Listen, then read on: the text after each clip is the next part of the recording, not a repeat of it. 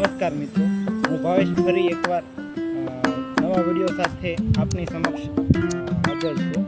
આજે આપણે એક સરસ મજાની ઔષધિ વિશે આપણે જોવાનું છે। આ ઔષધિનું નામ છે લજામણી। તો આ લજામણી છે એ સામાન્ય રીતે કેવી હોય છે, ક્યાં જોવા મળે છે અને તેના ફાયદા શું છે તે છે એ આપણે આ વિડીયોમાં જોઈશું। તો અંત સુધી બન્યા રહો, કેમ કે અધૂરી માહિતી છે એ કોઈ પણ કામની નથી। તો અંત સુધી જરૂર જોજો અને તમે જો આ ચેનલમાં નવા હો તો સબસ્ક્રાઈબ અવશ્ય કરજો। તો હવે જોઈએ કે આપણે કે લજામણી છે એ કેવી હોય છે।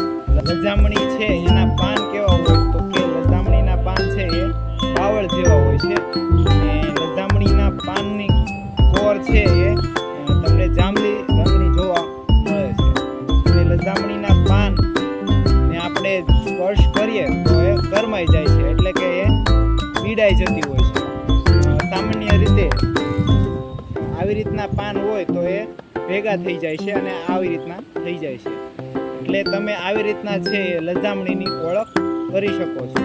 હવે લજામણીના ફાયદા જોઈએ તો લજામણીના ફાયદા શું છે કે પહેલો ઉપયોગ કે જો લજામણીના મૂળ અને લજામણીના પાન એને મિશ્ર કરી આપણે જ્યાં આપણને ઘાવ લાગ્યો હોય તો ત્યાં લગાવીએ તો ઘામાં છે એ રૂજ આવે છે।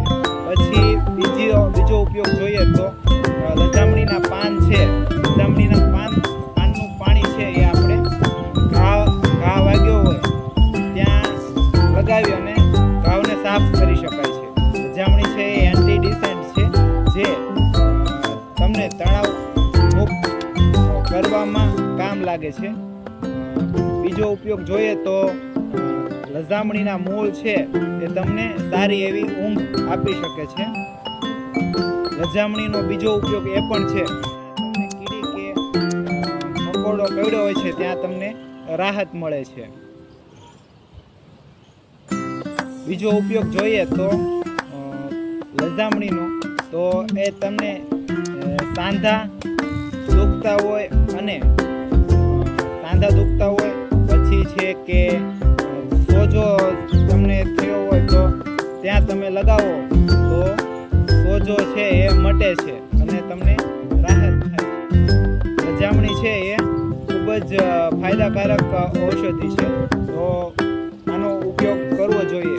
લજામણી આપણે જોઈએ તો ક્યાં મળી રહે, તો કે જે બિન ઉપજાઉ જમીન છે, ડુંગરાળ વિસ્તાર છે, સામાન્ય રીતે કાપલ જમીન હોય ત્યાં છે એ લજામણીનો છોડ એ જોવા મળે છે। તો તમે જોઈ શકો છો આ જે પથરાયેલ છે તે લજામણીનો છોડ છે।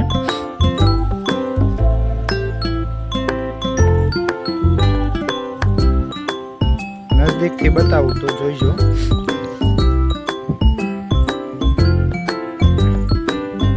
તેને બાવળ જેવા પાન છે અને લાંબી ડાળમાં ફેલાયેલ છે। આ છોડને શરમાળી તરીકે પણ ઓળખવામાં આવે છે।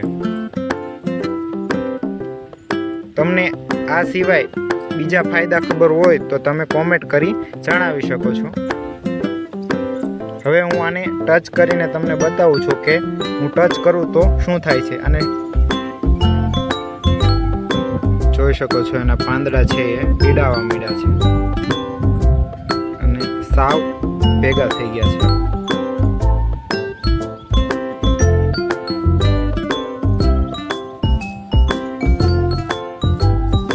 આખા છોડને હલાવી જોઈએ।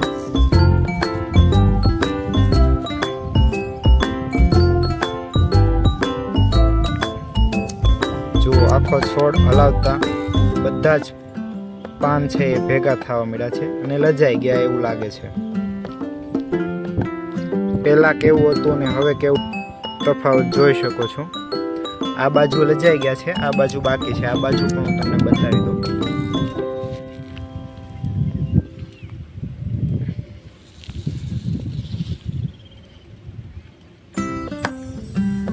જોઈ શકો છો આપ.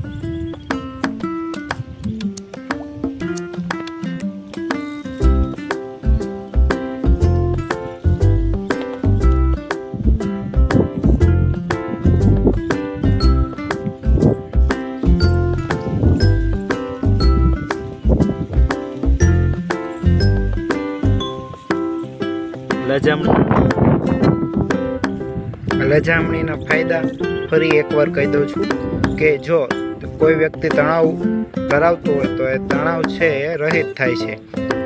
આના મૂળ અને પાન એનો લેપ બનાવી અને જો સોજા ઉપર લગાવવામાં આવે તો એ સોજો અથવા તો ઘા છે એ રૂજાઈ જાય છે. પછી આના પાન એનું પાણી જો ઘા ઉપર લગાવવામાં આવે તો એ એક એન્ટીસેપ્ટિક તરીકે ઉપયોગ થાય છે, એટલે કે તે ઘા છે એ સાફ કરી શકાય છે. પછી તમને સારી નિંદ્રા ન આવતી હોય તો ઊંઘ ન આવતી હોય બરાબર, તો તમે જો આ છોડ છે એ આજુબાજુમાં એનું વાવેતર કરો તો તમને સારી એવી નિંદ્રા આવે છે અને આપને તણાવ મુક્ત રાખે છે. તો આ હતા આના ફાયદા. આછા પીળા જેવા ફૂલ આવે છે, આ એનો દોડવો છે, આમાંથી ફૂલ આવે છે અને પછી એ જ્યારે પાકી જાય છે ત્યારે એમાંથી બી છે એ મળે છે. આપ જોઈ શકો છો આ એના ફૂલ છે.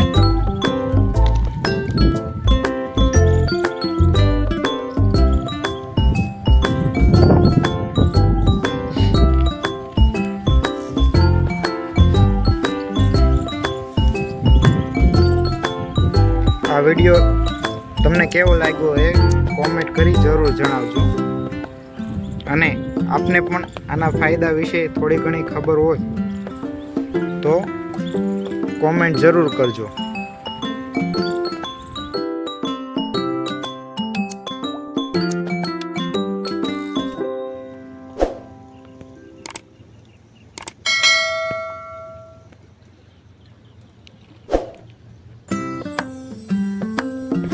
લજામણીના છોડને સરમાળ છોડ તરીકે પણ ઓળખવામાં આવે છે. જો તમે પણ લજામણીના ફાયદા જાણતા હો તો કોમેન્ટ અવશ્ય કરજો, અને આ વિડીયો જો તમને ગમ્યો હોય તો લાઈક કરજો અને જરૂરી લોકો સુધી પહોંચાડજો.